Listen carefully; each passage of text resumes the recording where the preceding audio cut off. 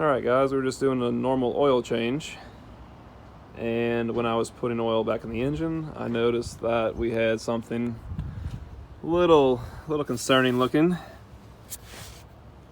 The boost tube from your intercooler going to the throttle body is split, and you know, I asked if he felt anything strange, maybe a little surging. And then my buddy has a 17 Super Duty. I called him up immediately because he told me that his truck was surging really bad on the interstate like a week ago. And I said, pop your hood, look at the boost tube going to your throttle body. And sure enough, his is the exact same split right here, the picture he sent me. And I'm sure his is probably split on the back as well. His truck's really lifted, so I'm sure he couldn't see it. But what you get with the new OEM part, which unfortunately looks exactly the same. Now this was $100, feels like a rip, but it does include this quick connect coupler that Ford loves to use on everything, and a new sensor. Now I'm not sure exactly what sensor that is, if it's boost or airflow. I'm not really sure, it's kind of strange looking, but what I want to show you is how this goes on. Now, Ford uses this style coupler on their coolant lines as well, but you have a retainer, and you have an O-ring inside, and they already pre-grease it, which is good, so it slips on, makes a good, nice tight seal. Now to remove this, you're gonna have to get this retaining ring off. As you can see right there, that's, you know, the beginning and the end.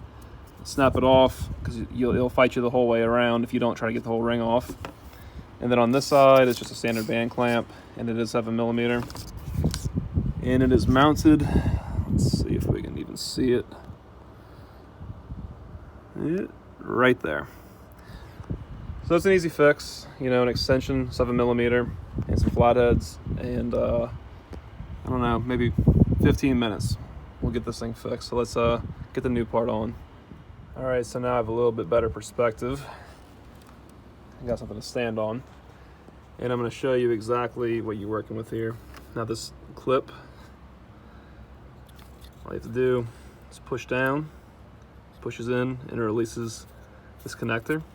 And as far as this retainer right here, it's threaded in there, so it really bites, which is great for keeping it on. If you don't have one of these tools, I would highly recommend for any type of push pin, anything, because I tried to get it out with the flathead first, just for the sake of the video, because I know most people don't own one of these.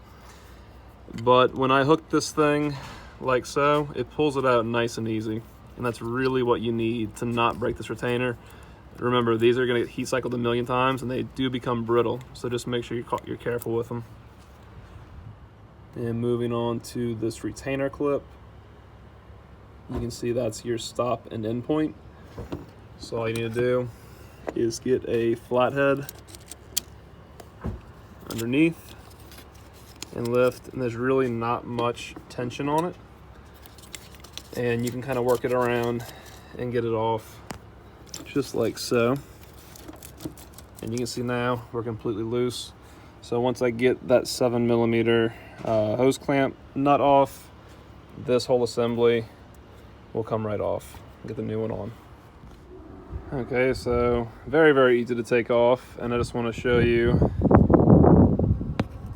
That's just pure daylight. Oh boy, there we go. Okay, there we are. Pure daylight coming through this hose.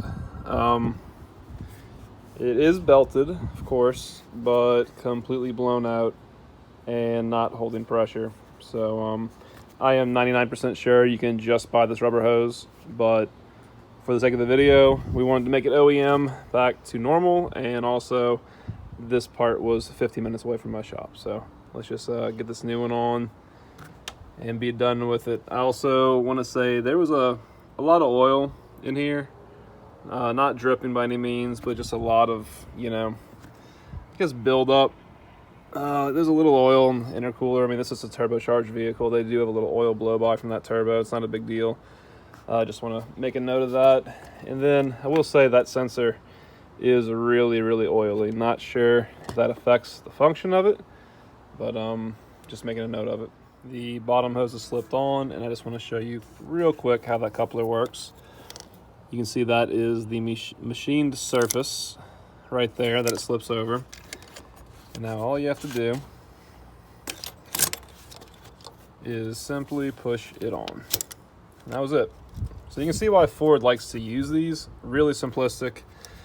I'm not sure where I stand on them because I had one fail, and they do fail for the water side, especially on the F-150s for your coolant. But for air, I guess it's a pretty good design. Also, like I said, there's grease around that O-ring. Make sure you do one or two good, swipes around to make sure it's completely covered. That way you get a nice seal. So that's pretty much it. Tighten up that 7mm clamp down there, and this project is done. So hope this video helps you. Hit that like button, subscribe, and I promise you there'll be more mechanical things coming.